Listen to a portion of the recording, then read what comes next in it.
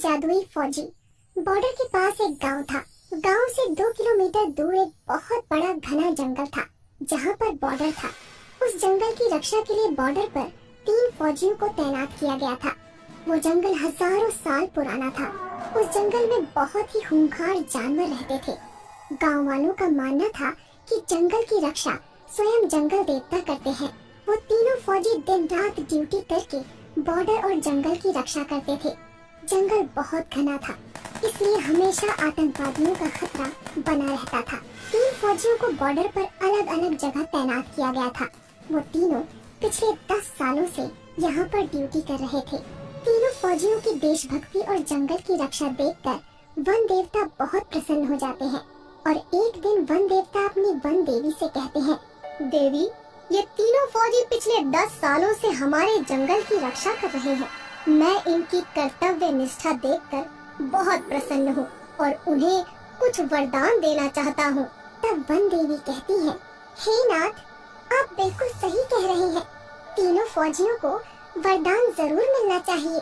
One देवता कहते हैं, तो फिर ठीक है देवी, मैं आज ही उन तीनों फौजियों से उनकी इच्छा पूछता हूँ और उन्हें इच्छा अनुसार वरदान देता हूँ। इतना कहकर वन देवता वहाँ से गायब हो जाते हैं और पहले वाले फौजी के पास पहुँच जाते हैं। वो पहला फौजी अचानक से वन देवता को देखकर आश्चर्यचकित हो जाता है और कोई जादुई भूत समझकर अपनी बंदूक से वन देवता को गोली मार देता है। लेकिन उसकी गोली से वन देवता को कुछ नहीं होता और वन देवता कहते हैं, रुको फौजी, मैं वन देवता हूँ। फौजी डरते हुए कहता है, प्रणाम देवता, मैंने आपको पहचाना नहीं, मुझे माफ कर दीजिए। तब वन देवता कहते हैं, कोई बात नहीं फौजी, तुम पिछले 10 सालों से लगातार इस जंगल की रक्षा कर रहे हो। मैं तुम्हारी कर्तव्य निष्ठा से बहुत प्रसन्न हूँ और तुम्हें एक वरदान देना चाहता हूँ। इतना सुनकर वो फौजी बहुत प्रसन्न होता है, लेकिन फिर वो सोच में पड़ जाता है कि वन देवता से क्या वरदान मांगूं। मुझे सोना चांदी मांगना चाहिए, लेकिन भला मैं सोना चांदी का करूँगा क्या? वैसे भी मेरी उम्र रिटायरमेंट होने को है। तब वन देवता कहते हैं, क्या सोच रहे हो फौजी? तुम जो भी वरदान मांगोगे मैं तुम्हारी इच्छा अवश्य पूरी करूँगा। तब वो फौजी कहता है, वन देवता, मैं सोच रहा हूँ क्या वरदान मांगूं? तब वन देवता कहते हैं, मुझे कोई जल्दी नहीं है, तुम चाहो तो अच्छी तरह से सोचकर वरदान मांग सकते हो। तब तक के लिए मैं चलता हूँ। इतना कहकर वन देवता अंतर ध्यान हो जाते हैं। वन देवता के जाते ही वो फौजी लगातार सोच में पड़ जाता है कि उसे क्या वरदान मांगना चाहिए। वो अपने मन में सोचता है, मेरे पास भगवान का दिया हुआ सब कुछ है, एक अच्छी बीवी है, 2 बाल बच्चे हैं और सभी की जिंदगी खुशी खुशी गुजर रही है। मुझे अपने देश की रक्षा के लिए कुछ मांगना चाहिए।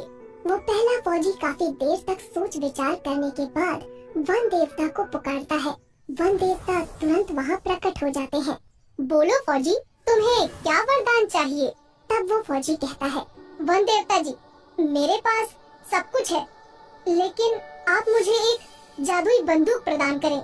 उस बंदूक से मैं जो कुछ भी मांगूं मेरी वो इच्छा पूरी हो जाए। इसके बाद वन देवता कहते हैं, जैसी तुम्हारी इच्छा, मैं तुम्हें एक जादुई बंदूक प्रदान करता हूँ। इस बंदूक की मदद से तुम कुछ भी कर सकते हो।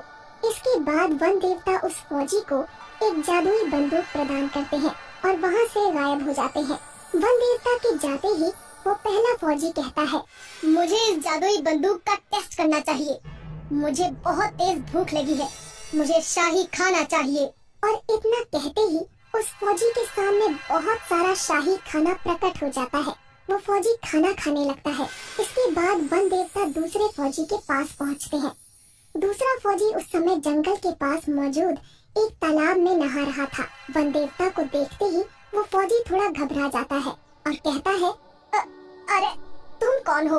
तब वन देवता कहते हैं, घबराओ मत फौजी, मैं वन देवता हूँ।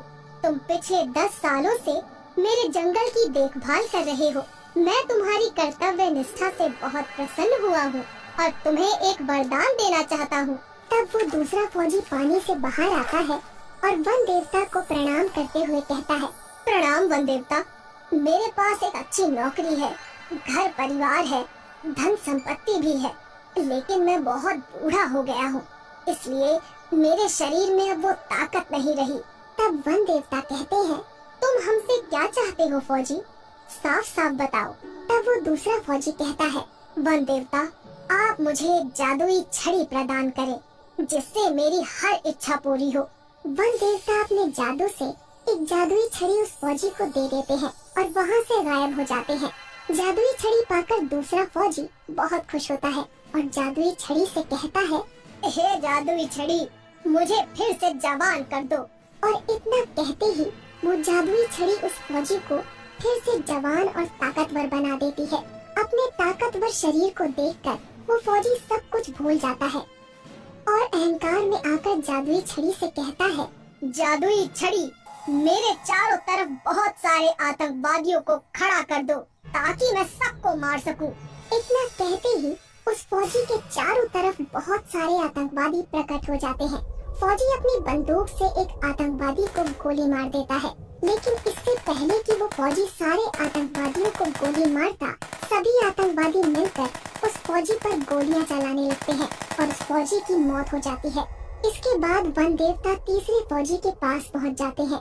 इस समय तीसरा फौजी सो रहा था क्योंकि वो रात भर बॉर्डर पर ड्यूटी करता था। वन देवता उस तीसरे फौजी के सपने में आते हैं और कहते हैं, उठो फौजी, कुछ लोग जंगल में पेड़ काट रहे हैं, जाओ और जाकर उनको रोको। इतना सुनते ही वो तीसरा फौजी अचानक नींद से जाग जाता है, लेकिन उसे अपने आसपास कोई नहीं दिखाई देता। वो कहता है, कहीं मेरा सपना सच तो नहीं था, मुझे जंगल में जाकर देखना चाहिए। वो फौजी तुरंत अपनी बंदूक उठाकर अपने इलाके में छानबीन करने के लिए जंगल में निकल पड़ता है। तभी उसे सामने दो लोग पेड़ काटते हुए दिखाई देते हैं। फौजी चिल्लाकर कहता है, कौन हो तुम लोग और इस जंगल में आने की हिम्मत कैसे हुई? फौजी दौड़कर उन दोनों को पकड़ लेता है और कहता है, अगर आज के बाद तुम लोग इस जंगल में दिखाई दिए तो मैं तुम्हें पुलिस के हवाले कर दूंगा। इसके बाद वो दोनों आदमी वहाँ से भाग जाते हैं। तभी अचानक वन देवता वहाँ प्रकट हो जाते हैं। वाह फौजी वाह, तुम्हारी वजह से ये जंगल सुरक्षित है।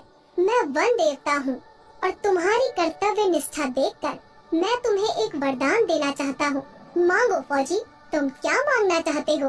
तीसरा फौजी थोड़ा सोच विचार करके वन देवता से कहता है, वन देवता, मैं जब भी अपनी वर्दी पहनकर बॉर्डर पे जाऊँ तो मुझे कोई देख ना पाए, मैं अपनी वर्दी पहनकर गायब हो जाऊँ। तब वन देवता कहते हैं, एक बार और सोच लो वत्स, तुम चाहो तो कुछ और भी मांग सकते हो। वो तीसरा फौजी थोड़ा अड़ियल था। वो वन देवता से यही वरदान देने को कहता है। वन देवता उसे वरदान देकर वहाँ से चले जाते हैं। अब वो फौजी जैसे ही अपनी वर्दी पहनता था, वो किसी को दिखाई नहीं देता था। तभी जंगल में वहाँ आतंकवादी आ जाते हैं, जो दूसरे फौजी ने जादुई छड़ी की मदद से प्रकट किए थे, और फौजी उन्हें देख लेता है। पर वो फौजी किसी को दिखाई नहीं देता क्योंकि उसने अपनी वर्दी पहन रखी थी। फौजी अपनी बंदूक उठाता है और एक एक करके सारे आतंकवादियों को मार देता है।